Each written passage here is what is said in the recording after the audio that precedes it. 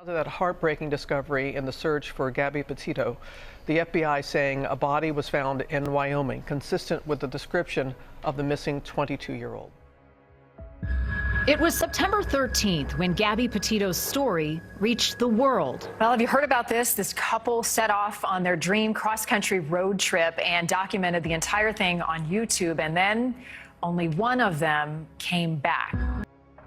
The search for Brian Laundrie intensifies after remains matching the description of Gabby Petito were found Sunday evening in Wyoming. The FBI spent today combing through Brian Laundrie's parents' homes, searching for clues as to what may have led to the disappearance of Gabby. Fox's Jonathan Seri is in Northport, Florida, with the latest.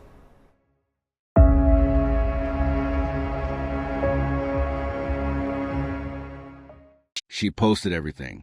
Every sunrise from a mountain road, every coffee from a roadside diner, every laugh, every hike, every moment she and her fiancé shared on the road. Gabby Petito was 22 years old. She had 10,000 followers on Instagram, a white Ford Transit van, and a dream most people only scroll through. She was living it. And then, one Tuesday in September, she stopped posting. She stopped calling. She stopped existing. As far as anyone could find, this is a story of what happened to Gabby Petito. And why? Even now, some of the most important questions still do not have answers. Gabrielle Venora Petito was born on March 19, 1999, in Smithtown, New York. She grew up like many American kids. School, part-time jobs, big dreams. She was described by everyone who knew her as warm, enthusiastic, and full of life. Her mother, Nicole Schmidt, later told reporters that Gabby lit up every room. By 2021, Gabby had fallen in love with van life, the growing movement of young Americans who convert vans into mobile homes and travel the country. She and her fiancé, Brian Laundrie, had been together since 2019. They were engaged. They were building something together. In July 2021, they set off on a cross-country road trip from New York to the Pacific Coast, documenting everything for Gabby's growing YouTube channel. To the outside world, it looked perfect. The couple traveled west through Kansas, Colorado, Utah, and into Wyoming. Gabby posted constantly, breathtaking landscapes, van dinners, campfire nights. But behind the filtered photos, something was wrong. On August 12, 2021, police in Moab, Utah received a 911 call. A witness had seen something alarming. A man hitting a woman outside a white van. Officers stopped the van. They spoke to both Gabby and Brian separately. Gabby was visibly distressed. She was crying. She told police she had anxiety. She said she had hit Brian first. She seemed desperate to protect him. The officers made a decision that would later be called one of the most criticized policing choices in recent American history. They separated the couple for the night. Brian stayed at a motel. Gabby slept in the van and filed no charges. They labeled it a mental health crisis and closed the case. 11 days later, Gabby Petito was dead. The last confirmed contact anyone had with Gabby was around August 25, 2021. Her mother, Nicole, received a text that day. It read, "No service in Yosemite." Nicole found it strange. They were not near Yosemite. But she did not panic. Not yet. The texts kept coming over the following days, but they fell off. Short, distant, unlike Gabby. On August 30th, Brian Laundrie drove the white van back to his family home in Northport, Florida. Alone, he walked through his parents' front door without Gabby. The van was parked in the driveway. Her belongings were inside. Her dog, Mocha, was inside. But Gabby was not there. Brian said nothing publicly. His family said nothing. They hired a lawyer. For 10 days, the world did not know Gabby was missing.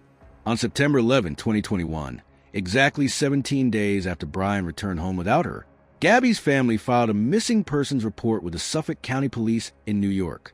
What happened next was unlike anything the internet had seen before. Within 24 hours, Gabby Petito's name was everywhere. TikTok, Twitter, Reddit. Thousands of amateur investigators began combing through every post, every video, every detail of the couple's documented road trip. Within 48 hours, she was the most searched missing person in American history. True crime communities organized search grids. People who had camped in the same areas began submitting photos. A travel blogger came forward. She had photographed Gabby and Brian's van at a campsite in Wyoming on August 27th. That put Gabby in the Bridge of Teton National Forest just days before Brian returned home alone. The search focused on Wyoming. On September 15th, the FBI joined the investigation. The following day, search teams entered the Spread Creek dispersed camping area in Teton County, Wyoming. On September 19th, 2021, 8 days after she was reported missing, human remains were found in the wilderness. The FBI confirmed them as Gabby Petito's. The cause of death was determined by the Teton County coroner. Manual strangulation. She had been murdered. Back in Florida, Brian Laundrie had disappeared. On September 17th, 2 days before Gabby's body was found, Brian had left his parents' home and gone to the Carlton Reserve, a 25,000-acre nature reserve near Northport. His parents said he told them he was going hiking. He never came back. The manhunt for Brian Laundrie had begun. The search for Brian Laundrie became the second massive story inside the first. Law enforcement searched the Carlton Reserve for weeks. Divers searched the flooded areas.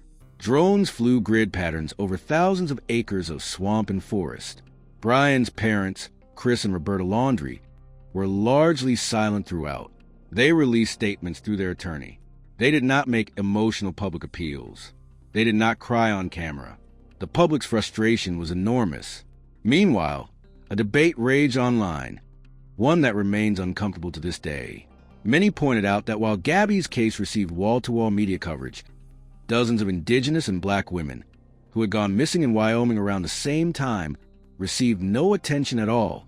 Critics gave it a name, missing white woman syndrome. The conversation about who the media chooses to cover and who it ignores became a national discussion. It was one of the most important things to come out of the Gabby Petito case. But the search for Brian Laundrie continued. On October 20th, 2021, more than a month after he disappeared, partial human remains were found in a previously flooded area of the Carlton Reserve that had recently dried out. They were identified as Brian Laundrie's. A backpack was found nearby. Inside the backpack was a notebook. The cause of Brian's death was determined to be a self-inflicted gunshot wound. And inside that notebook, in Brian Laundrie's own handwriting, was a confession. He admitted to killing Gabby Petito.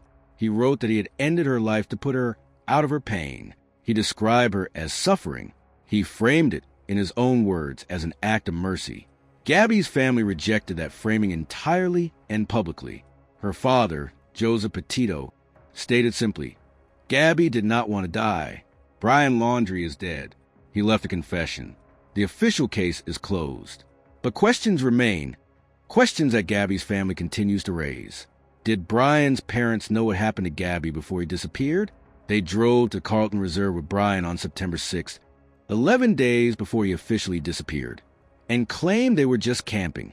Critics found this timeline suspicious. Why did the Moab police fail to act on the August 12th domestic violence call? A formal review found significant failures in how that incident was handled. What happened in those final days in Wyoming? The exact argument, the exact moment. The notebook gives Brian's version. Gabby never got to give hers. And the text sent to Gabby's family after her death. Who sent them? Brian had her phone. Investigators believe he sent messages impersonating Gabby to delay the missing persons report. The full forensic picture of those messages has never been made public. Gabby Petito was 22 years old. She wanted to travel the country, share her life online, and build something beautiful. She was failed by a police stop that could have changed everything, by 10 days of silence while Brian Laundrie lived in his family home, and ultimately by the person who was supposed to love her most.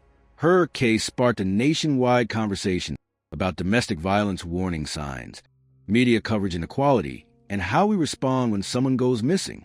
Her mother set up the Gabby Petito Foundation, which provides resources for victims of domestic violence and funds search and rescue operations for other missing persons, including those whose names never make the news. If you or someone you know is in a dangerous relationship, please reach out to National Domestic Violence Hotline, 1-800-799-7233. Gabby deserved better, so do all of them. End card. Subscribe, comment next video suggestion.